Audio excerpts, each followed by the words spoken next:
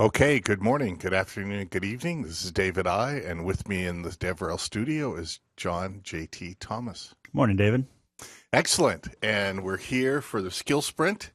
Today, this is the start of 3 in a row previews of upcoming technology, right, JT? That's right. I'll turn it over to you. Well, thank you, David. Yeah, so as David mentioned, over the next couple of weeks, these Tuesday skill sprints will be previewing some of the cool technologies that will be available in the next major release. And today, what I'll be sharing with you is a preview of proximity awareness using beacons. So let's jump right into it.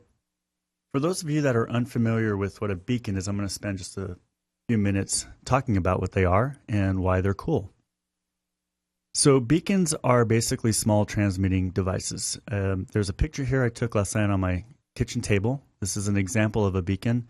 This is one that I plug into my laptop or into any USB power source so that it can be powered and sit anywhere. You can use those little power cubes with the USB to stick them into a wall, for example, right there where the power is. So they're really small. They use very low energy. And basically all they do is they sit there and they transmit a radio signal on some interval.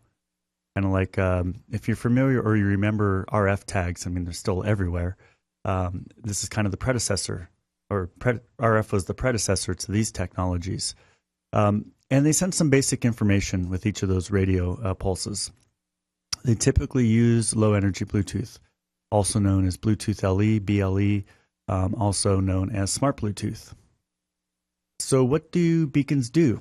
Well, they basically provide some information about who they are and where they are, otherwise known as proximity.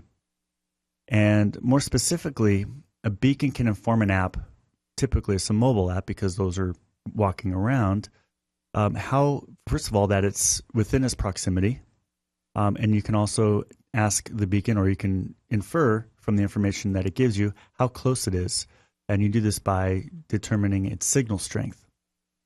A beacon also provides some really basic information. It provides a UUID, a major ID, and a minor ID. And UUIDs are usually registered so you know that it belongs to, say, for example, Macys or some advertising service or something like that. And there's cloud services you can use to look that information up. Also uses major IDs and minor IDs, and these are things that you can set as well. So, for example, in this image over here on the right, what you see here is a layout of several beacons, and the major ID is used to assign to a particular room within a house. So, for example, 103 is assigned to the living room, and within the living room, or in this case, there's some of these other beacons that have a minor ID that talk about specifically what it is next to. So there's a beacon that describes where the stereo is, or where the sofa is, or where the table is, for example. So this is a simple example of how to use major IDs and minor IDs to lay out several beacons so that you can get information about your environment, or contextual information about your environment other than just pure numbers.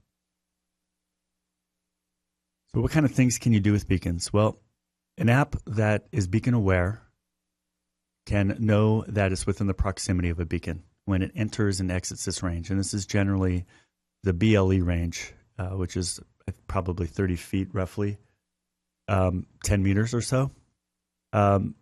Maybe it's a little longer, actually. Yeah, it depends on the environment as well. If you're going through solid walls or the steel in the walls and so on. I mean, regular Bluetooth is 100 meters max, but again, there's environmental challenges. It might be 30 meters, but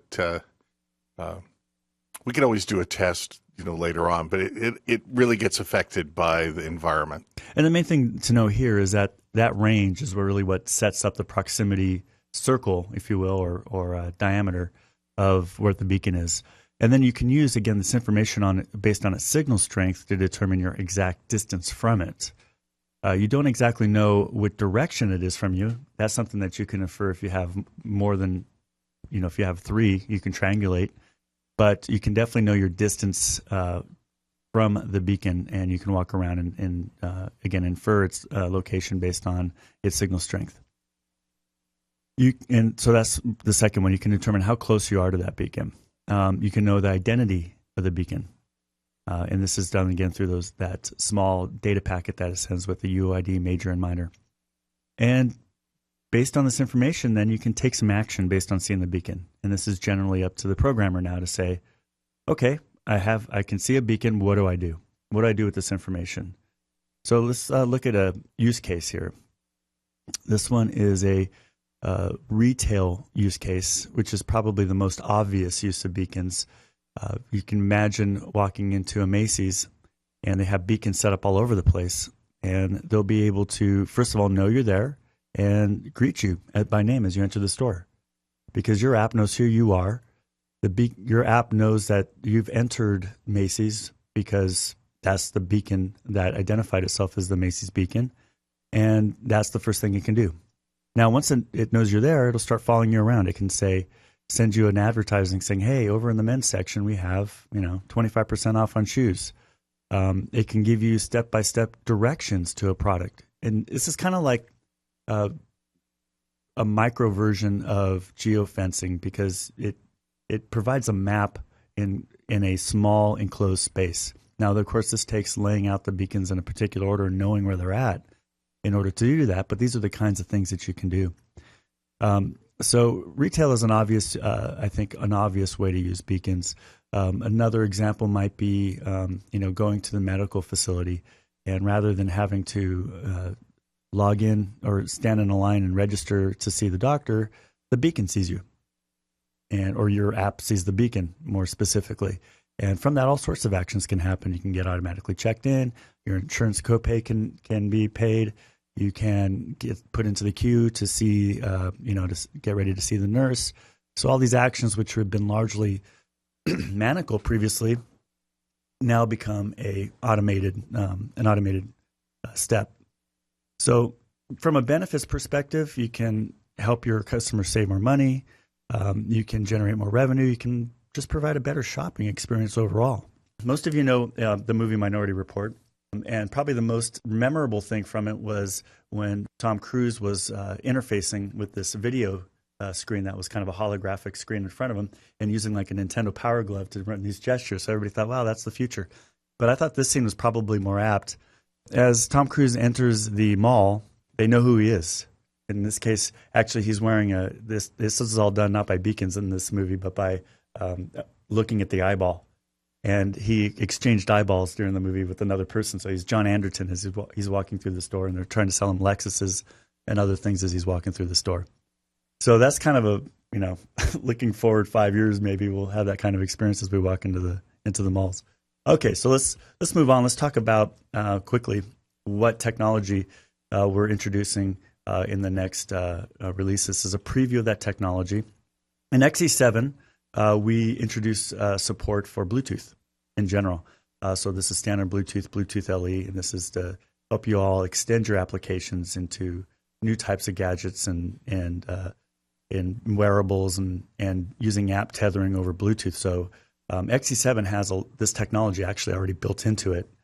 What we did in this release was we wrapped up the BLE, or the Bluetooth Low Energy support, and we created a beacon component. And the basic idea here is that you can, if you have a beacon component in your app, it can just basically look for beacons. And it's going to give you events that you can deal with. If you enter a beacon range, then you get this on beacon enter event that gets sent to you. And from there, again, you can take that information, you can figure out who the beacon is, what you should do with that information, and build more exciting applications based on beacon technology for your customers. So now I'm going to run a quick demonstration. I'm going to use the T-Beacon component to find my proximity to a beacon. What you see here this is a picture of my MacBook. This is my beacon plugged into USB. This one comes from Radius Networks. It's a USB-powered beacon. I'm going to build a 64-bit iOS app, which is also technology that we're previewing for the next major release. And I'm going to use it to discover the proximity to this beacon or any other beacons around me. I'm going to read its UUID, major ID, and minor ID, and then I'm going to calculate my distance based on its signal strength. So this is a simple application. In the start search, I'm going to turn on the beacon, enable it, and then when I enter the zone of any of these beacons, I'm going to write the information out into this area right here. So let me go ahead and deploy it to iOS 64-bit on my iPhone 6 Plus. Okay, so here's the application running on my 6 Plus. Now I'm going to go ahead and start the search. And actually, I found 2 beacons. So the beacon that is closest to me, the one sitting in my MacBook, is a distance of about 1/4 of a meter from my phone, which is about right. And I found another beacon, which is about 4 meters away from me. I don't know where that is. Maybe it's in your office, David?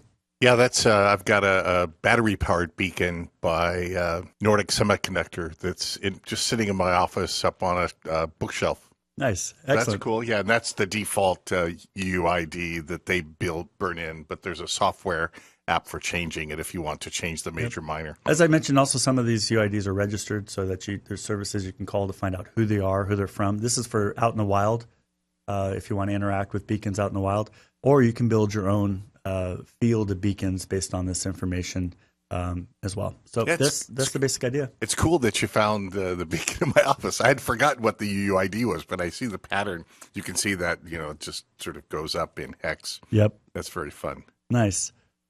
Okay. And I could go and grab it and move around, and you could track me, JT. You could see if I'm getting too close to you, for example. And there you go. There's another use for the beacon. Yeah, is David and I coming over to see me? Personal security. Okay, so that was today's skill sprint. Again, it was a preview of upcoming feature, which is using beacons and doing proximity awareness based on these technologies. The next preview, of course, there's a Fire Deck skill sprint this week, but next Tuesday, we'll be doing the next preview skill sprint. And Marco's going to be talking about EMS push notifications. He's going to show you how to use EMS to send notifications to EMS clients. And that'll be March 17th, next Tuesday. There's lots of great offers that are available to you right now. Check out Embarcadero.com/rad offer. All these offers end this month, so you want to get on them as soon as possible. In addition to a BOGO, where if you buy the product, you can get select another Embarcadero product. There's lots of great products, not just developer tools products, but also our database products like Rapid SQL, for example, a very popular version. We have an offer to upgrade to Enterprise. And we're giving away 10 user EMS accounts in that version as well. So it's a great chance to not only get into Enterprise, but not to really be able to try out and deploy EMS in-house.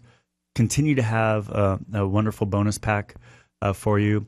And we also are offering the ability to save up to 45% if you're on a version that is not eligible for an XE7 upgrade. So any of you that are on XE3 or previous are allowed to get in at the upgrade price right now. And the final one, which is the most important, especially as we're talking about these previews, is if you buy XE7 now or before March 31st, you're going to get these technologies. You're going to get the next major release for free. You don't need to wait. Go get it. There's all sorts of cool technologies. In fact, the Bluetooth Low Energy support is already in XE7, as well as other Bluetooth support, NAP tethering. And when the next major release comes out, you'll be getting the beacon support as well. I'll take some questions now, David. You can get started today with Bluetooth and Bluetooth LE that's included in XE7. That's right. And it hooks back into a question from, I think it was Milan, said, is Bluetooth LE supported in XE7? And the answer is yes. We have both Bluetooth 3, Bluetooth Classic, and Bluetooth 4. Correct. Using the T Bluetooth LE component. Yep. The subtle difference in the beacon technology is the Bluetooth LE and Bluetooth, we go through the Bluetooth frameworks on the different platforms. Correct. Beacon technology, at least on iOS than the Mac location world, kit. Was in the location kit, Correct. Right? So it was in a different place. So that's why we've wrapped. However, you do need to have BLE support present in the framework in order to use it. So and in your device. Exactly. Yeah. Right. So and Apple put it in the location kit, I think for obvious reasons. It's primarily going to be used for location awareness or proximity awareness. Yep. And so so there was another question here about, so Alpha saying, so this could be used to mark different things in the room. And if they're stolen, something could detect that they're moving, for example, or that they're disappearing. Yeah, beacons don't have to be stationary. You can also, if you have an app sitting in a desktop that's scanning the room for Bluetooth, you'll know if the beacons are moving around you. So It's just like Einstein's theory of relativity. It's all relative. And one other point about XE7 as well is we have proximity examples where you can use Bluetooth because it's a transmission technology. It transmits the power that it gives you one. Regular Bluetooth will give you multiple bytes versus the beacons, which are these specific formatted set of packet. In Bluetooth, you can specify the transmission power, what you're transmitting at, and then the software that receives it will get it the relative signal strength indicator, RSSI, and then you can play a game with how close or far. There's a calculation that can be done. And I think I saw on the T Beacon, we've refined that. There's even an on-calc. If you want to do special calculations, there's an on-calc event handler that you can hook. So you can get started today if you have XE7 or you upgrade to XE7 in that you can. We have an example that runs on Mac or wherever called Proximity Example, and it uses the Bluetooth to transmit, and then you can calculate the distance. In the case of Bluetooth in the Beacon, we're doing the work under the covers for you. So get XE7 and move up. So yes, there are lots of different use cases for using beacons. There's a company, is it Tile? I think where you have these little, they're not reusable. You can't change the battery. You hook them on your keys or something else, and then they give you an app to find where your keys are. Right? Really useful. And it's a little beacon or a little Bluetooth LE transmitter in this very thin little. I think it lasts for X number of months, and then I don't know if you recycle them or what. Yeah. Then there's a question about security. I mean, you're broadcasting out there, as you saw, but you still have to have an app. So Alpha's asking a question, and he was doing it in sort of a medical way. What if someone is an insurance trying to sell insurance and they're accessing patient location, for example? They could park, I guess it would be like ambulance chasing, we would use the term. If you parked outside a hospital, you could see people, you could see the beacon coming and going, but you have no way to relate in your app who that person is. Beacons are really it's just like the name states. It's like a lighthouse, right?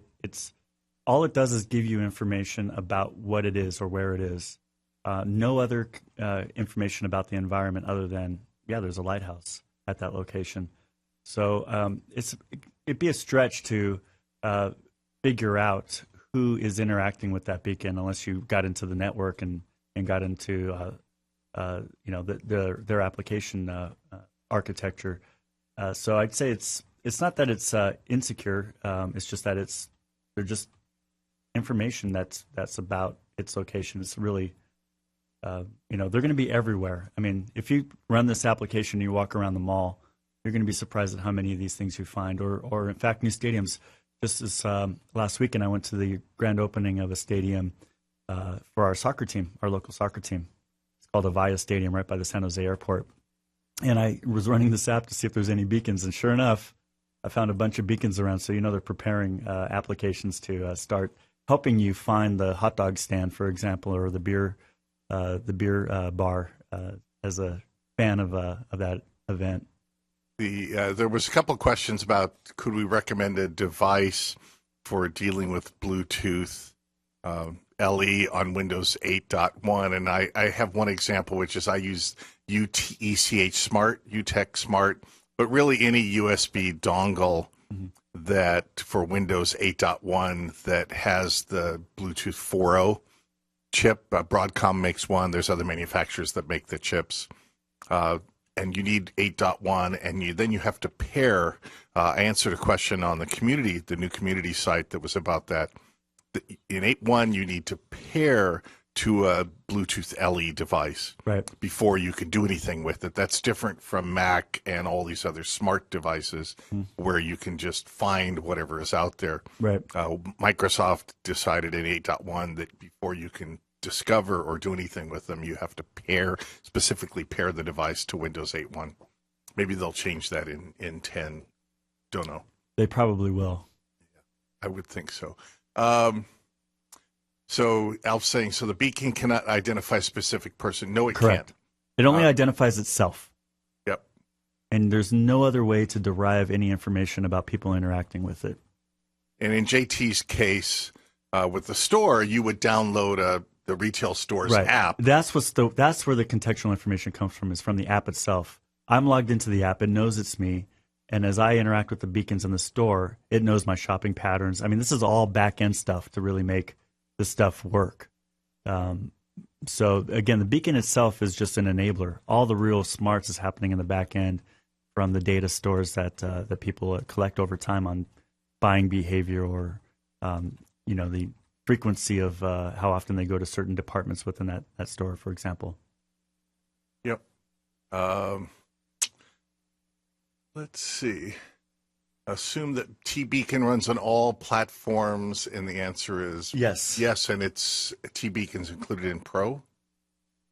Well, we haven't announced any of those details yet. I haven't thought about that, but it's all the platforms. So yep. Win, iOS, Android, OS 10. Correct. Okay. And it also works with iBeacon and AltBeacon technology. Oh, that's right. There's the two.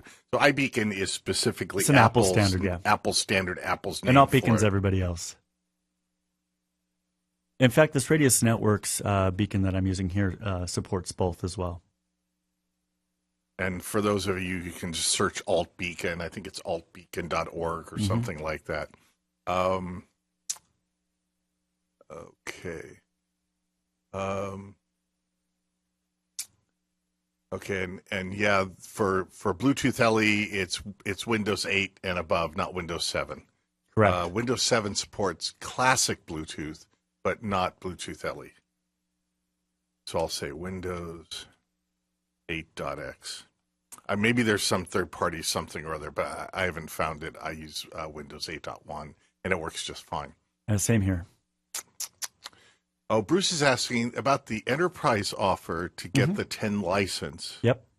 Is that for existing enterprise users, new users? It's for, if you go to the Rad Offers page, it provides the details. It's for people who purchase enterprise within the specific time period. I believe it was from mid-January through March 31st. Okay. What about Windows 8.1 RT? We're not doing Win RT. Nope. We've announced no plans to support Win RT. Caesar's saying here's another beacon vendor, Estimote. Yeah, we have some Jim McKeith and I have some Estimote beacons. There are lots of different beacon manufacturers. I'd say we're getting into the hundreds now. Yep. Is there a vendor list of beacons that have worked with Rad Studio? We haven't published that yet because this is an unreleased feature, first of all. But in general, we are looking to support any iBeacon or AltBeacon technology. It's a very simple technology. So in terms of the likelihood that some particular beacon manufacturer won't be supported is, I think, very low. Yep. Again, so if you look at if Apple has a site or if Google has a site, or if you go to different beacon vendors, whether it's Radius Networks or mine's Nordic Semiconductor. We've tested on a wide range of them, and we haven't had an issue with anything so far. Okay, I haven't tried the little tile find your keys thing, but again, I need one though. But again, it's a Bluetooth LE beacon that sends out a MajorMinor number. So what I think we'll do is probably a blog post at some point in time, and we can put up ones that we've played with. Yeah, and ourselves. The one that I demonstrated today was from Rad Radius Networks. Right. It's called the Rad Beacon. Rad Beacon. And what I like about it is that it's got a USB plug, so I can easily bring it with me on my laptop for these kinds of demonstrations. I can plug it into the wall socket through a USB to electrical dongle. So it just happens to be the one that I like to use for that purpose. Yeah. And then there was a question here about, is there any handshaking involved between the beacon and the app? Can any app start accessing any beacons anywhere they are in range? In practice, no, they're not supposed to. It's just a radio signal that gets emitted and you pick it up. Your app can start interacting, well, not interacting with it, but getting information from it as soon as it's in proximity. On Windows, on the other hand, their Bluetooth LE implementation does require some pairing, which is a Windows-specific behavior. On mobile, though, Android and iOS, there is absolutely no pairing or handshaking that needs to happen at all. Or if you have an old and more recent Mac, then Bluetooth LE is Correct. supported as well. And you saw that in the demo with JT that he did live this morning that we recorded. He had a beacon, and all of a sudden, but his app, which went out into discovery, it found two beacons. It found the one JT has plugged into his MacBook. He found the other one that was in my office that's, well, it's 2 offices from the studio, so it said the distance was about 3.5 meters, and that's just about right. By the way, I did look up the range. It is 10 meters. Is it 10 meters for Bluetooth LE? LE? Yeah. Okay. So now the app itself, if it sees beacons, it identifies by UUID, and then uses the major and minor number to look up, for example, in a backend service or something to know, oh, this is the supermarket you're in, or this is the department store, or this is the train station you're in, or whatever. Then the app that you build or that you use can do special things. Precisely. One of the demos I saw from Nordic Semiconductor, all it did was, if it came within range, it put up a picture of the Mona Lisa, for example. Right. So your app could be a museum app where you're walking through museums, and instead of having the key and the number next to a painting, they could put a beacon on every major painting. Yep. And you see people with little headsets on. They could sell you, an app that you would download, or give you an app, and it would then play the spiel, whatever it is, as you're near the Mona Lisa in the Louvre or something else. Lots of great use cases. One thing that I did recently here in San Jose, we just opened a new stadium for our local soccer team, and so I went to the very first opening. I happened to have this app running on my phone, and I found many beacons. Oh, at the new stadium, the new Earthquake Stadium in San Jose. They haven't started using it yet, but I definitely found a bunch of beacons plugged in around there.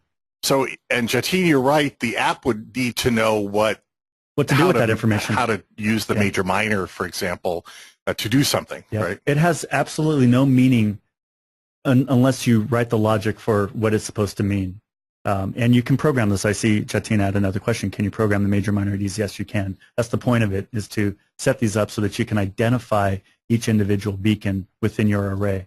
Yeah, for my Nordic Semiconductor beacons, they give you an app where you can put the beacon in program mode, and you can change the UUID, and you can change the major minor value to whatever you want. Yep. The one you saw displayed, that 011222, that's their default generic UUID as a starter, but you could set that to be anything, and you get that UUID as well. Right. So you can use that. You could encode, in a sense, as part of that long UUID, some data that might mean something separate from the major minor. There isn't like a global registry, though, but there are definitely some fields that are publishing UUIDs that you can do REST calls to figure out, if it's something that you can identify via a cloud service. Yeah, but generally speaking, it's very specific to your installation. And as far as the pricing, if you buy things in quantity, but just go out on the internet, look at Amazon, or go your favorite semiconductor store. I think I bought some of my beacons via like Arrow. Arrow's a big semiconductor distributor, and they have outlets and online shop sites here in the U.S., but you can just search anywhere. You can get them direct from the manufacturers and look at the prices. So just to use an example, like when you go into Macys and they have beacons everywhere, it's not going to do anything unless you have the Macys app running. The Macys app knows the meaning of the UUIDs, the major and minor IDs of the beacons that it has spread throughout the department store. And if you logged into the Macys app, then they know something about you, like you have Macys credit card. And most of this is driven by information on the back end, right? Because I log in, they know that I shop for Adidas shoes regularly, so they offer me a coupon to get me to go. Or your sizes. Correct. Your dimensions of whatever. So it's pants, very dresses. Domain and application specific. Yeah. How secure are these? Well, they broadcast. Yeah. That's all they do. There's no personal information. Correct. Yeah, they're not secure, but there's nothing to worry about because it's just some numbers. It's the UUID and a major minor number. Right. And a signal strength. Let's see. Other than USB, how are the beacons powered? Battery. Mine has a little 2016 CR 2016 battery plugged in. Sometimes it's a watch battery. I've seen like ways that they can be plugged into a kind of like using an extension cord type of approach. I mean, they need to get power from somewhere, but they use very little power. So batteries are even solar, or there's a small battery on it, like the the tag that David was talking about. There's a small battery that lives on that thing too. Yeah, I don't know if there's public lists of MajorMinor IDs. There may be companies and or maybe it's downtowns where beacons are placed. I know there was something going on in New York where somebody put beacons like in all sorts of locations around Manhattan, but nobody figured out who did it or why. But maybe somebody was seeding beacons, maybe for a touring app or specials going on nearby. I'm not sure who it was, but there's no, unless you search for public beacon IDs. That's probably a Google search that's worth doing sometime. Maybe some locations, some cities, for example, in the world have done this kind of thing. Yeah, I think, and there was the point here that maybe this is a good project for somebody. I think it could be. Yeah, I mean, some type of service for people looking that up. Yeah, that could be very interesting. So I have Ian's going, the cigarette lighter in a car if you have one. I have an adapter plug which has a USB on one end and the cigarette lighter plug on the other end. So I have a Radius Networks USB dongle. I could plug that in and have it in my car. What's an interesting point about this is that beacons don't need to be stationary. Correct. Right? It could be the other way around. You could be like in a manufacturing floor. Beacons could be traveling just like RF tags do still, or barcodes travel with the package as it's going through, and that can be used to track its movement as opposed to the other way around, which is the app is tracking the movement to a stationary object. So it's the theory of relativity basically in work. So again, 10 meters. So my car is parked out in the front. I could stick one of these in the auxiliary output, which is a USB that's on. And I guess if I was within 10 meters near the building, I could see if my car was moving. Right. We can know when David's getting to work. Oh, there you go. Yeah, they're going to be tracking me all over the place. And Ian's just going www.sensoro.com. Okay. Cool. I'll check those out. Yeah. Any other questions? I think we covered all the ones. Let me make sure.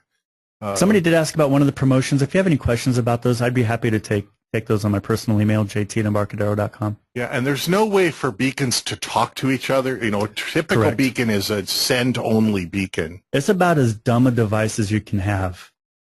But the smarts come from the application and from the back-end information that you use to do something with that identification and location of that beacon. It's really because he was saying, could a beacon talk to another beacon or find a beacon for beacon to beacon? But you need some application that goes out and broadcasts to discover beacons and then reads the data in from the beacon.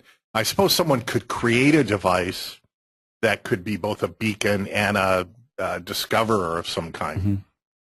But But beacons are never going to, at least the way they're designed today, receive information from anything. They just transmit information. Alex asked when the next release is coming out. We have not published that. But I do want to again point out that we have a special promotion right now until March 31st, which is if you buy XE7 today, which by the way has Bluetooth LE support in it. You can actually do beacon work with that now. You will get the next major release for free when it's made available. So don't wait. I was just answering this other one about beacons only send, they don't receive, but someone could build a device that could send and receive. In fact, you could build a Windows app or a Mac app that could receive the beacon data and could do something with it and send something to another app. So, but otherwise they're send only, other than when they're put in program mode to program them through Bluetooth. And where they're most interesting is when you pair that with some kind of back-end data. That's exactly how these retail solutions like that Minority Report work. If it was just something on the mobile device, you need a lot of data there about that user in order to drive his buying behavior. But if you keep that on the back end, then you can just make calls out to your REST server or your middleware to get that information and then do something useful with it on the client. We have a question that just came in from Lewis. Can you point us to some beacon sources? Oh, there's a bunch online, and maybe we can fill some in here in the Q&A log. But if you just do a search for beacon, but use keywords like proximity beacon, or more specifically use the term iBeacon or alt beacon, and you're going to find a bunch of resources. iBeacon is the Apple standard. There's a lot of sites dedicated to that. Alt beacon is the alternative standard, which is Android and others, and you'll find some good data on that as well. The other thing to look into would be Bluetooth Low Energy with relation to beacons. But we'll find some links that we can put up on the preview blog that we've also posted. Like I said, there's a lot of really good resources in general around beacon and the types of things people are doing with proximity and location awareness as well. Yeah, and Phil says it's a nice little feature. I can see a couple of uses for this already. Well, I agree with you, Phil, although I think it's more than a little feature. I think it's actually a pretty big deal. Yeah, I was thinking, here's a great use case. David and I were joking about this, but we're going to put a beacon into his car so we know when he gets here, and then I can hide from him. Yeah, I thought another nice use of it was to create a beacon in my apartment to track whether I've left or not. In other words, if I am not out the door by a certain time, it will raise an alarm. Perhaps the smart light will start flashing, And so once I've left the room, it'll trigger the alarm to stop. There's a good idea. Yeah, there's lots of cool little things you can do. Yeah, the thing about proximity and location awareness is that it gives an app some context as to activity or lack of activity. And you can apply that in many different ways. If you're not home by a certain time. Right. Or but the things you're doing is you're also looking to integrate other types of IoT gadgets. So one example might be when you get close to your home, the Bluetooth lock, for example, that is operating your door could unlock for you. Right. Or your garage door could open, or you can start heating your soup or whatever you want to do it from a consumer perspective. We got a follow-up from Phil. How accurate is the proximity distance? It's pretty accurate. I mean, we're talking about distances of 10 meters. So that's not a lot of space, first of all. The signal strength can be pretty consistent in how it derives the distance. So I'd say it's a pretty good measurement of how close you are to these things. And this is, of course, over a Bluetooth LE range. Right. So that's Bluetooth about LE range is 10 meters. 10 meters. The other thing to keep in mind is that it doesn't give you directional information. You could derive that by moving around and determining your distance from the beacon, or using more than one beacon and doing triangulation. Mm-hmm. But by itself, all it can tell you really is here's how close you are to me based on my signal strength. Right. Look forward to seeing you next time. And again, like JT mentioned, our next presentation, we have Marco Cantu presenting another preview feature, which is EMS push notifications. EMS push notifications. And the week following, we'll have Brian sharing a preview of the Box 2D support. Right, and that's a physics engine. Yep. Thanks, everyone. Bye. Bye.